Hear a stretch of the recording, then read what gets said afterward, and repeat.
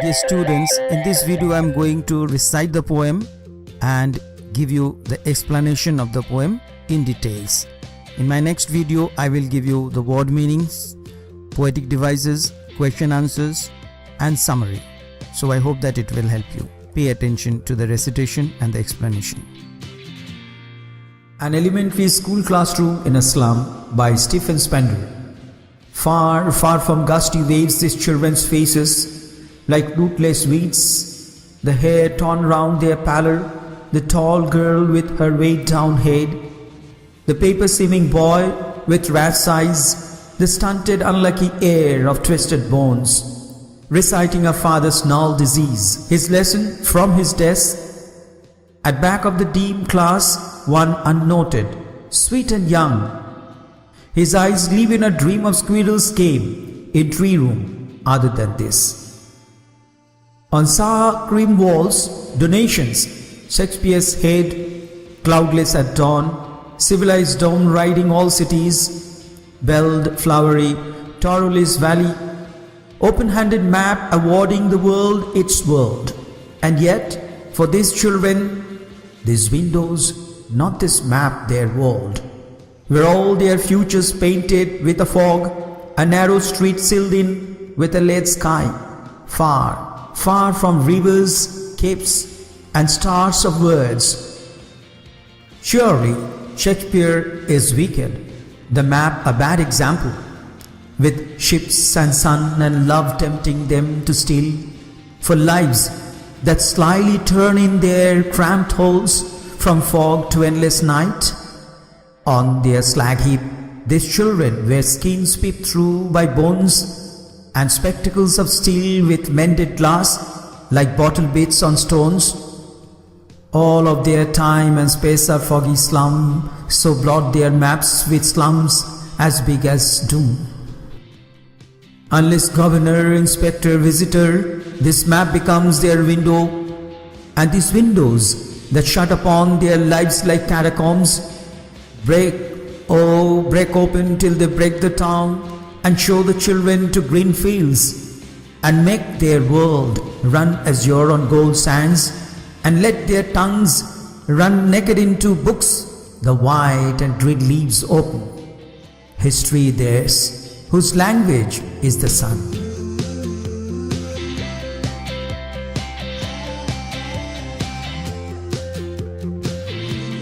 Explanation of stanza 1. This poem starts despondently with the description of children's faces. The emaciated faces of the children are far from the faces that might have energy like gusty waves, which are full of life and energy. The children are like rootless weeds. Nobody wants them. They have pale face with torn hair over their faces. There is a tall girl in the class with her head down, maybe because of sickness or weakness. There is also a boy who is as thin as paper. His eyes are like that of rats, signifying malnutrition. Another child in the slum school is stunted. He has inherited his father's stunted and twisted features. He is reciting from his desk. Another boy, unnoticed, is at the back of the dim classroom. He is sweet and young. There is a dream in his eyes of escaping from the confinement of the class and play with the squirrel in the tree room, that means on the tree, rather than being confined in that slum room. Explanation of stanza 2. The poet describes the classroom in the second stanza. The walls of the classroom are of unpleasant cream color. There are many things on the walls. They are donated to the classroom.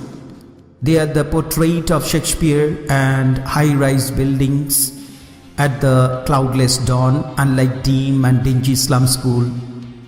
Belled and flowery Torullis Valley. There is also a generously donated map This map is showing, that means awarding the slum world its beautiful world of affluence and prosperity. In spite of this beautiful map on the wall of the classroom, the plight of the slum school children remains same behind window inside the squalid classroom.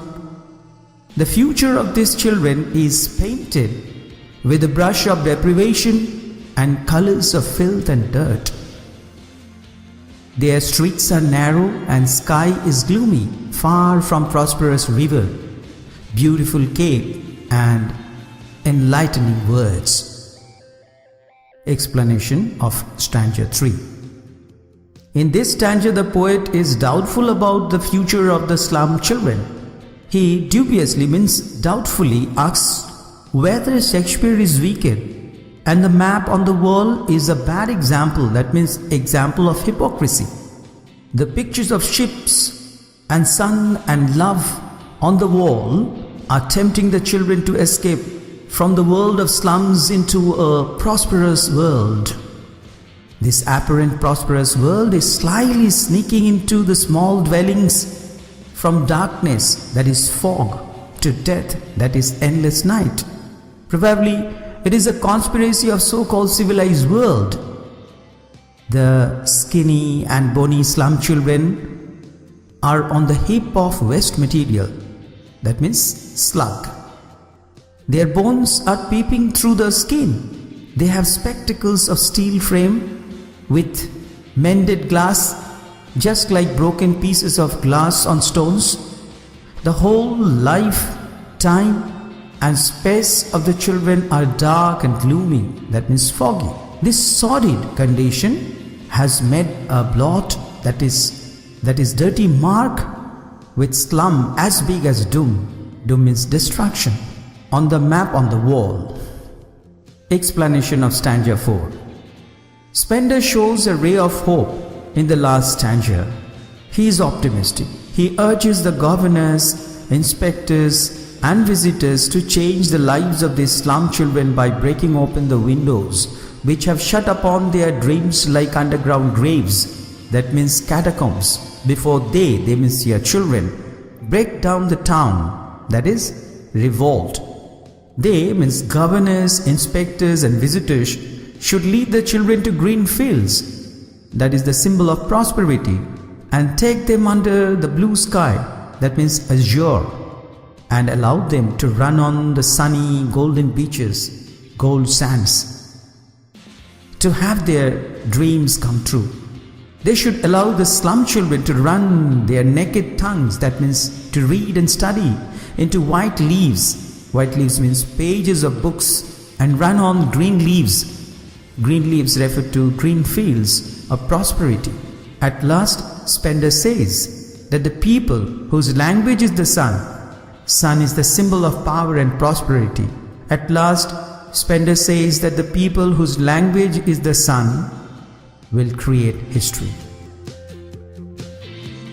Dear students, I will give you word meanings and poetic devices, question answers in my next video. This video was going to be pretty long, so I cut it short and I've given just the recitation of the poem and the explanation of this poem. I hope that this video will help you.